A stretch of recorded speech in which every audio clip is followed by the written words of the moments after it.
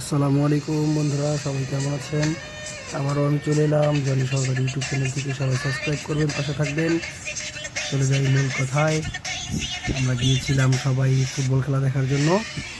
সেখানে আমরা দুইটা ট্রলার নেই বা নৌকা বলতে পারেন।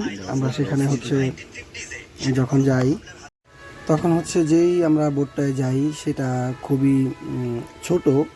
আমরা যে কজন যাচ্ছিলাম সে কজন খালি একবার এই পাশ একবার ওই পাশ, মানে ডুবে যাবে এমন একটা ভাব। তখন আমরা দাঁড়িয়ে, তখন যাওয়ার সময় ওরা দেখেন কিভাবে ভয় পাচ্ছিল, যে কেউ মোবাইল হাতে নিচ্ছিল, কেউই করছিল। ওয়েদারটা অনেক সুন্দর ছিল। তারপর আমরা দুইটা নৌকা নিয়ে যাই, যে ফুটবল খেলা উপভোগ করি। ভাই ব্রাদার সবাই ওই দিন খেলা ছিল দূরে, যেখানে নৌকা দিয়ে যেতে হয়। তো আমরা তখন গেলাম।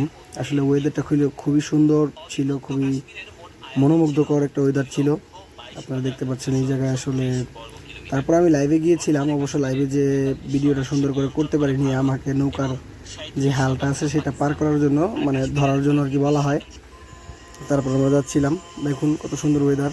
আমরা অনেকেই ছিলাম, আমি অনেককেই চিনি না।